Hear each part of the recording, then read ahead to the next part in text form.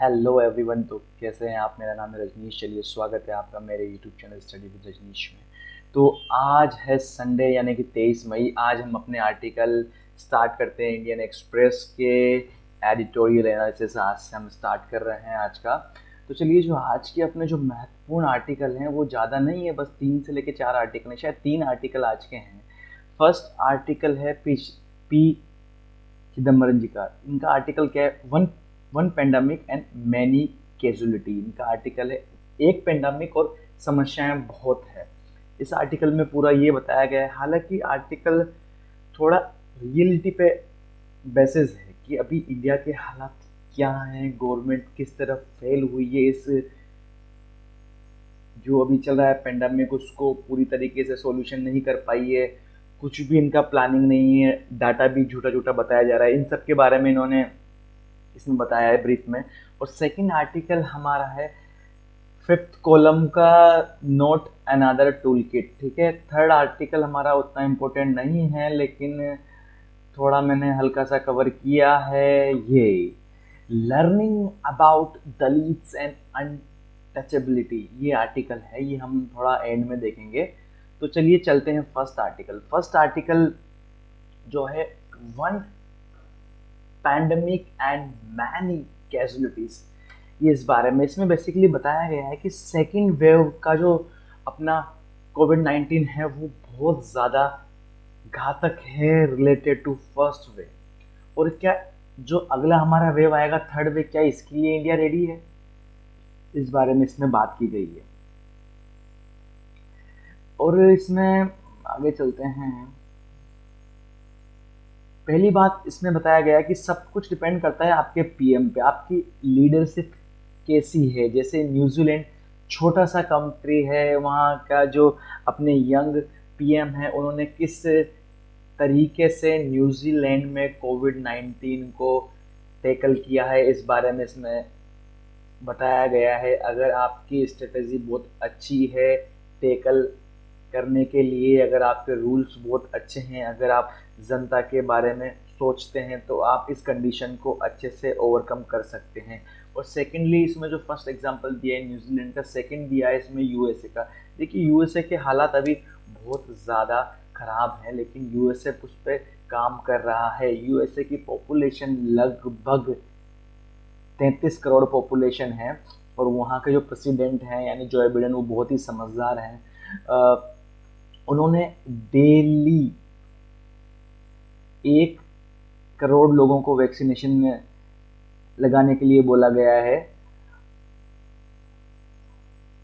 और उन्होंने अभी तक 20 करोड़ लोगों को वैक्सीनेशन कर भी दिया है। बेसिकली इसमें इसके बारे में बताया गया है। और थर्ड एग्जांपल दिया है, we also have example of UK and European countries that have successfully countered the pandemic. ये सब इसमें एग्जांपल दिए गए हैं। लेकिन यहाँ पे एक और 3 क्वालिटीज इन सभी कंट्रीज की बताई गई है जिन्होंने इस इस पेंडेमिक को ओवरकम किया गया है। वो 3 क्वालिटीज क्या क्या इसमें बताई गई है इस पेंडेमिक को ओवरकम करने के लिए, जो इन देशों ने काफ़ी हद तक किया है दोस्तों। तो उसमें फर्स्ट चीज़ है ह्यूमिलिटी, सेकेंड है ट्रांसपेरेंसी, थर्ड है इफ़िशियंसी, और फोर्थ है कंपनसेशन। ये इसमें बताया गया है। लेकिन आप देखेंगे ह्यूमिलिटी ये सब अभी इंडिया में है ही नहीं। इंडियन गवर्नमेंट कुछ भी जो कंपनसेशन नहीं दे रही है लोगों को, गरीबों को। सिर्फ आप देखिए अभी हाल ही में कि दिल्ली गवर्नमेंट ने ज़रूर स्टार्ट किया है कि जो ऑटो चालक हैं या जो लोग डेली आमदनी पे डिपेंड हैं उनको हर महीने 5,000 रुपये दिए जाएंगे। तो ये ओनली दिल्ली गवर्नमेंट में दिया है। देखिए, देश अभी बुरे हालात में गुजर रहा है। अगर आपको इकोनॉमी को बूस्टअप करना है तो कुछ अपनी जनता को देना पड़ेगा कि ताकि इकोनॉमी बूस्टअप हो सके, लोग बाग नई चीज़ें खरीदें। अगर आदमियों के पास पैसा ही नहीं होगा तो लोग बाग नई चीज़ें कैसे खरीद पाएंगे? ये इस आर्टिकल में बेसिकली बताया गया इस वाले कॉलम में। और इसी आर्टिकल में अभी क्या बताया गया है कि जो लास्ट ईयर की अपेक्षा इस साल लोग बागों की डेथ ज़्यादा हो रही है। Many more peoples are dying this year then in the corresponding previous last year.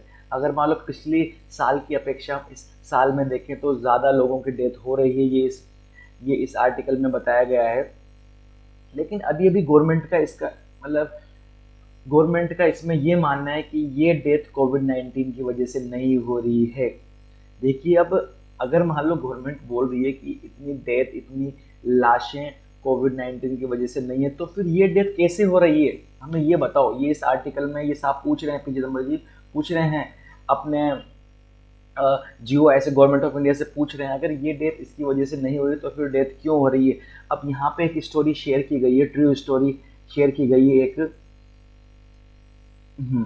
कि अपने गुजरात में 1 मार्च 2020 से लेकर 10 मई 2020 तक 58,000 डेथ सर्टिफिकेट जारी किए गए हैं लास्ट ईयर। और इन्हीं 71 डेज के अंतराल में पिछले साल की अपेक्षा इस साल यानी अभी 1 मार्च 2021 से 20 मई 2021 में 1,23,873 डेथ सर्टिफिकेट दिए गए हैं। यानी लास्ट ईयर से 65,000 ज़्यादा मौतें इस साल हुई हैं। क्या इसका रीज़न गवर्नमेंट के पास है कि ऐसी मौतें क्यों हुई है? क्या इसका रीज़न गवर्नमेंट के पास है? ये बेसिकली इसमें यही बताया गया है। और अगली बार देखते हैं कि जैसे मान लो अभी का जो टाइम पीरियड है इसमें इतनी मौतें हो चुकी है, लेकिन अभी तक गवर्नमेंट ऑफ गुजरात ने यही बोला है कि कोविड-19 से ओनली 4,218 ही मौतें हुई है। क्या आपके पास ये डाटा है कि जो बाकी की मौतें हैं वो क्यों हुई है? क्या गवर्नमेंट ऑफ इंडिया हमें बताएगी कि ये मौतें क्यों हुई है? बेसिकली इसमें ये बोल रहे हैं कि ये false propaganda government of India द्वारा दिया जा रहा है, कि झूठ बोला जा रहा है जनता को। देखिए इस हमारी अभी भी 21वीं सदी में भी सरकार लोगों से झूठ बोल रही है, वो भी इतने बड़े मामलों में, डेथ के मामले में भी सरकार हमें झूठ बोल रही है। अभी देखिए इस वाले आर्टिकल में भी ये बताया गया है कि इंडिया भी झूठ बोलने लगी है चाइना जैसे। ये हमारा बेसिक नेचर नहीं है इंडिया का झूठ बोलना, मौतों में झूठ बोलना इंडिया का बेसिक नेचर नहीं है। चलिए आगे इसमें क्या बताया गया है।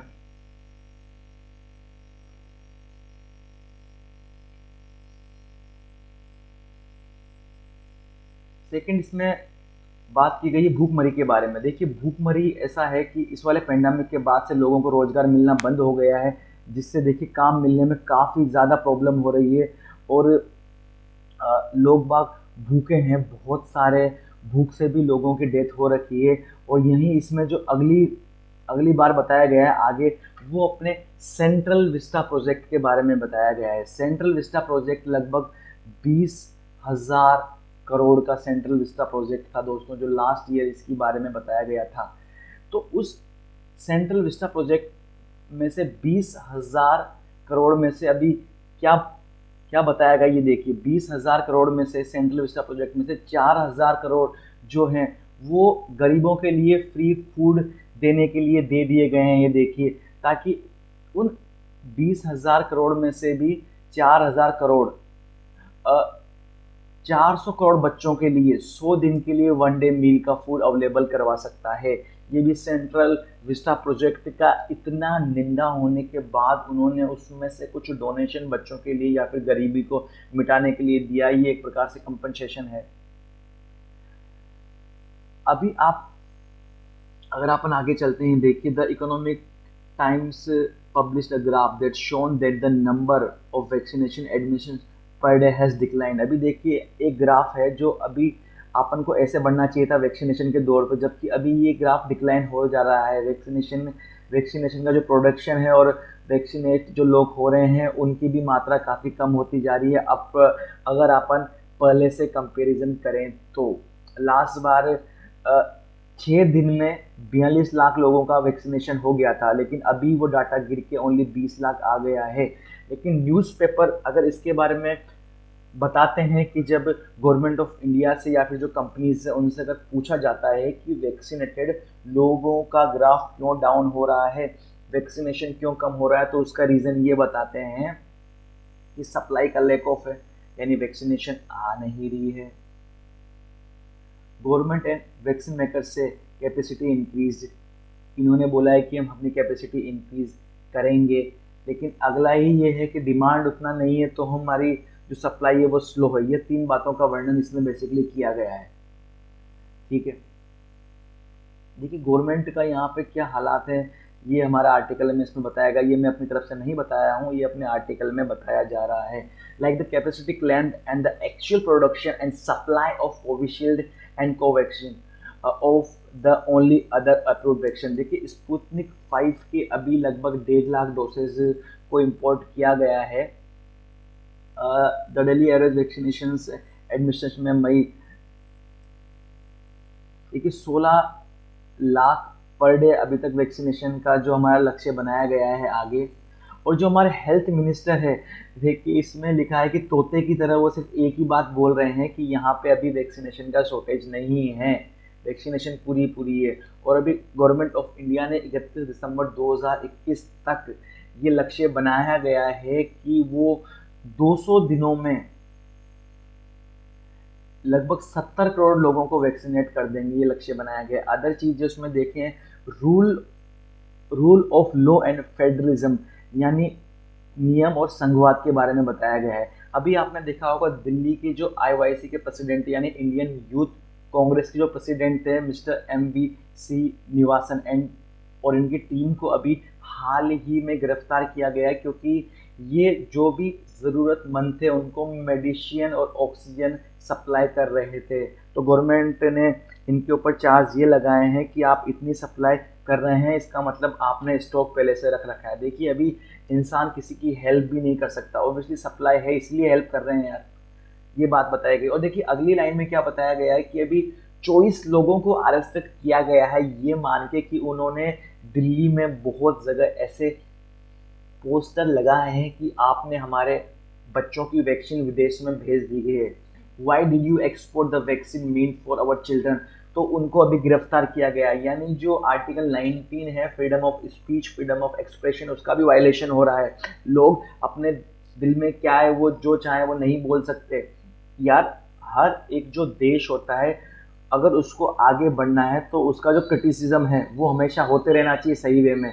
अगर उसका होगा क्रिटिसिज्म तभी वो देश आगे बढ़ पाएगा, तभी वहाँ की गवर्नमेंट काम करना स्टार्ट कर पाएगी। तो एक अच्छे देश में एक अच्छा ओपोजिशन होना बहुत ज़रूरी है, ये बात बेसिकली इसमें बताई गई है। ठीक है, ये आर्टिकल आशा करता हूँ आपको बहुत अच्छे से समझ में आ गया होगा। अगर आपको समझ में नहीं आया तो प्लीज़ कमेंट सेक्शन में लिखें। अगर किसी भी टॉपिक को इसमें अपन को एलोब्रेट करना है या फिर ऐसा लग रहा है कि आपको नया कुछ इसमें पार्ट जोड़ना है तो प्लीज़ मुझे बताएं। देखिए अच्छा ये अगला आर्टिकल क्या है, ये बेसिकली जो भी आपको पता होगा कि संबित पात्रा जो है उन्होंने एक ट्विटर पे स्टेटमेंट डाला था टूल किट के रिगार्डिंग, हालांकि उनका अकाउंट सस्पेंड कर दिया गया। यार मुझे लगता है कि संबित पात्रा ऐसा आदमी है जिसने सबसे ज़्यादा बीजेपी के होते हुए भी बीजेपी की बेइज्जती करी है, अजीब आदमी यार।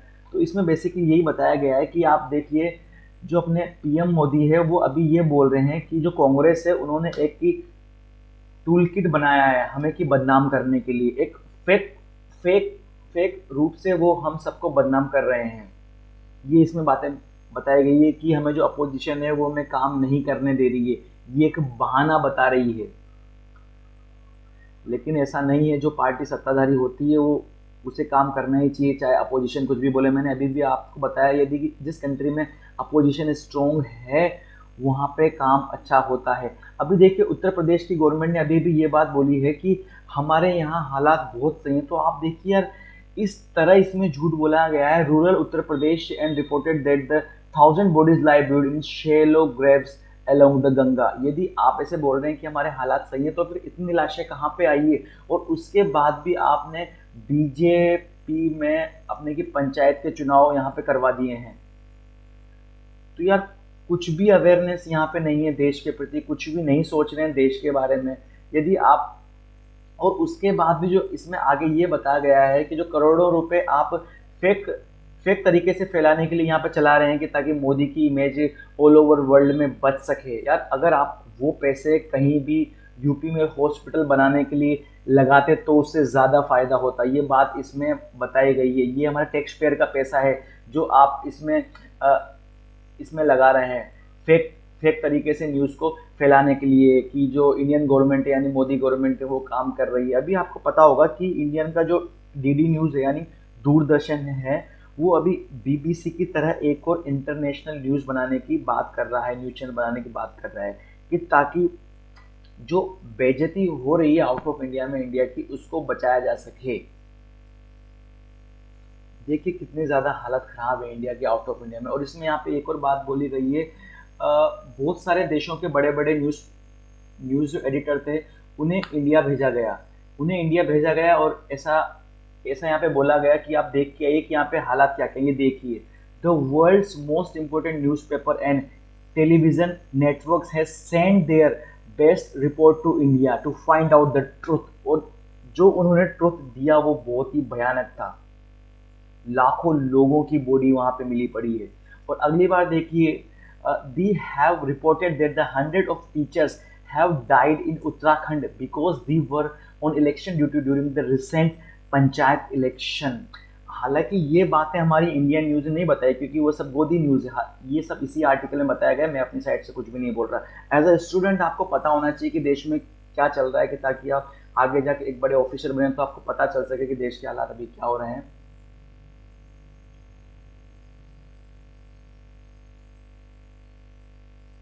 देखिए आगे आगे इस आर्टिकल में ये बताया गया है कि जो WHO का स्टैंडर्ड है उसके हिसाब से अभी इंडिया में 4,55,000 डॉक्टर और चाहिए और 18 लाख नर्सों की और आवश्यकता है।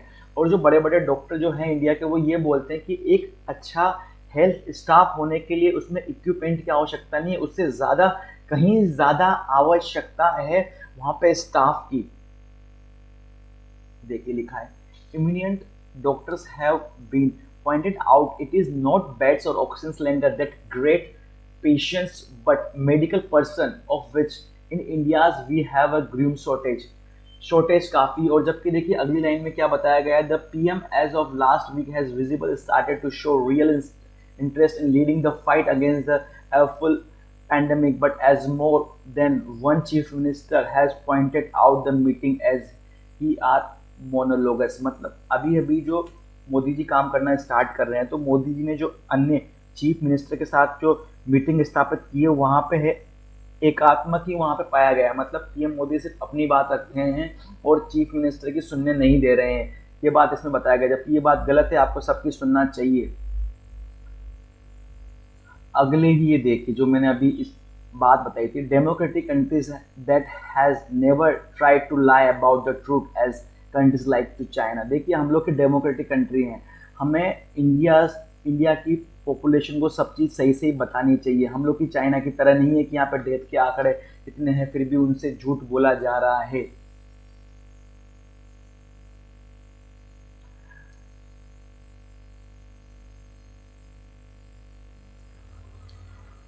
तो यहाँ पे अंतिम में ये बात बोली गई है कि जो गवर्नमेंट ऑफ इंडिया है यानी मोदी गवर्नमेंट है, उन्हें अपनी इमेज की चिंता नहीं करनी चाहिए। सबसे पहले कि इंडिया की इमेज ज़रूरी है, आप बाद में इस आर्टिकल में बेसिकली ये वाली बात बोली गई है।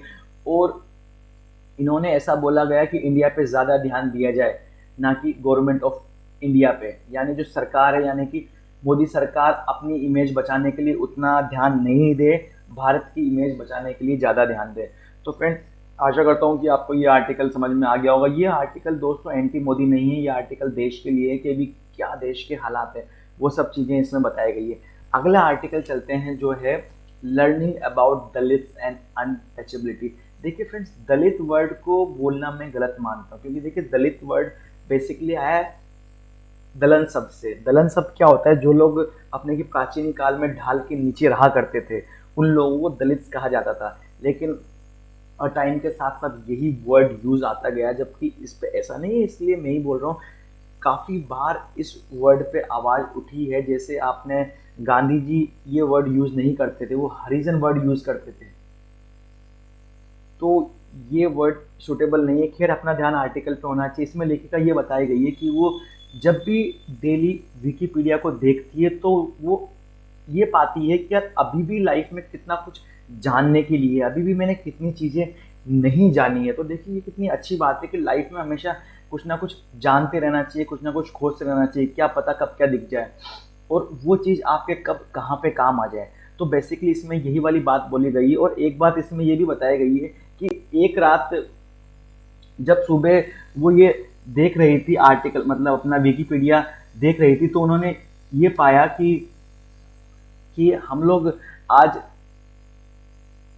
जो अपने दलित हैं उनके हालात इंडिया में क्या क्या हैं, किस तरह उनको इतना कुछ सेक्रीफाइस करना पड़ता है, और उनको किस तरह on the basis of birth उन्हें छुआछूत करार दे दिया गया। ये बात इसमें बताई गई। बेसिकली ये सब चीज़ें दोस्तों इसी के बारे में, और कुछ इसमें खास नहीं है। और बाकी बी आर अम्बेडकर जी के बारे में बताया गई, क्योंकि वो ओनली फर्स्ट पर्सन थे जिन्होंने छुआछूत लोगों के लिए काम किया।